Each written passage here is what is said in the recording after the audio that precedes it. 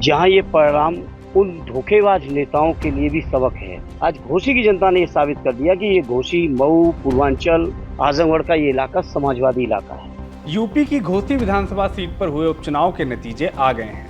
सपा के प्रत्याशी सुधाकर सिंह ने बीजेपी प्रत्याशी दारा सिंह चौहान को बड़े अंतर से मात दे दी है। 2022 में भी एसपी ने यहां से जीत हासिल की थी, तो कह सकते हैं कि पार्टी सीट बचाने में कामयाब रही। लेकिन उपचुनाव हुआ क्यों? दरअसल पिछली बार सपा के टिकट पर जीते दारा सिंह चौहान ने फिर पाला बदलकर बीजेपी का दामन थाम लिया। घोसी उपचुनाव बीजेपी और एसपी या यूं कहें कि एनडीए और इंडिया अलायंस के बीच प्रतिष्ठा की लड़ाई से कम नहीं था। बीजेपी ने घोसी उपचुनाव की तैयारी में पूरी ताकत झोंक दी थी। सीएम योगी से लेकर डिप्टी सीएम केशव मौर्य और ब्रजेश पाठक की चुनावी जनसभाएं कराई गई। इतना ही नहीं, ओपी राजभर जैसे स्ट्रॉन्ग होल्ड नेताओं की यहाँ तैनाती भी कर दी गई, लेकिन फिर भी कमल खिलने में कामयाब नहीं हुआ। आखिर घोसी में बीजेपी क्यों हारी? वो कौन से फैक्टर थे जो एसपी और उसके उम्मीदवार सुधाकर सिंह के पक्ष में काम कर गए? आइए समझते हैं। घोसी की राजनीति पर नजर रखने वाले जानकारों का मानना है कि इसके पीछे दारा सिंह चौहान का दल बदलना सबसे बड़ा कारण रहा। क्षेत्र के लोग दारा सिंह चौहान के निजी हित की वजह से चुनाव थोपे जाने से नाराज थे।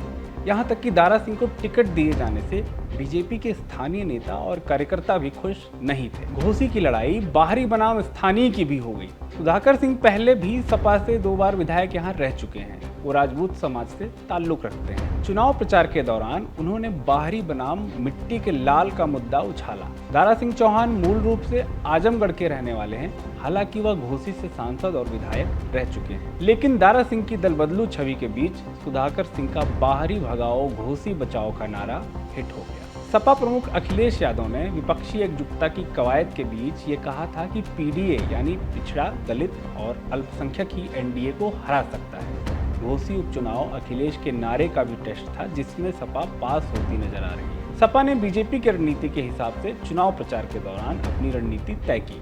पीडीए के साथ सवर्ण वोट के तड़के ने सपा की जीत की राह तैयार की। उपचुनाव में बीएसपी कैंडिडेट का न होना भी समाजवादी पार्टी की बढ़त में सहायक बना। दलित वोट अंतिम समय तक कंफ्यूज रहा कि वोट किसे देना है, और इसके बाद वोटिंग के पहले बसपा और मायावती की तरफ से अपने वोटरों को नोटा दबाने का संदेश दे दिया गया, जिससे माना जा रहा है कि बसपा के वोट बीजेपी की तरफ ट्रांसफर नहीं हुए। सपा के पक्ष में एक और बात गई।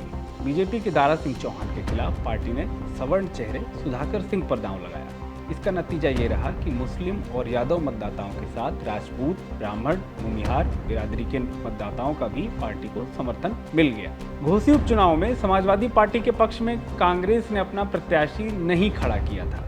वामपंथियों ने भी अपना समर्थन समाजवादी पार्टी को देने का ऐलान कर दिया था। अपना दल, कमेरावादी आदि छोटी पार्टियां भी समाजवादी पार्टी के लिए खुलकर प्रचार कर रही थी। इस बार के उपचुनाव में अखिलेश यादव एक्टिव रहे तो मुख्यमंत्री योगी ने अंतिम समय में मोर्चा संभाला। इसके पहले उल्टा होता था। बीजेपी की पूरी मशीनरी उपचुनाव में लगी होती थी और अखिलेश यादव नदारद रहते थे। रामपुर और आजमगढ़ हारने के बाद अखिलेश ने इस बार घोसी उपचुनाव को प्रतिष्ठा का सवाल बना लिया था। अखिलेश ही नहीं, उनके चाचा शिवपाल भी क्षेत्र में लगातार डटे रहे। घोसी उपचुनाव के नतीजों ने इशारों ही इशारों में कई दिग्गज नेताओं का कद भी तय कर दिया है। एनडीए में शामिल होने के बाद भाजपा का यह पहला चुनाव था। ओम प्रकाश राजभर चुनाव में पूरे समय डटे रहे और बीजेपी की जीत का दम भरते रहे, लेकिन बीजेपी को वोट दिला पाने में असफल रहे। लोकसभा चुनाव से पहले कहीं ना कहीं राजभर के लिए ये बड़ा नुकसान है। वहीं दूसरी तरफ शिवपाल यादव भी घोसी में अपने पुराने अंदाज में पूरे समय डटे रहे। ऐसे में जाहिर है कि पार्टी और अखिलेश की नज़र में उनका कद और बढ़ेगा।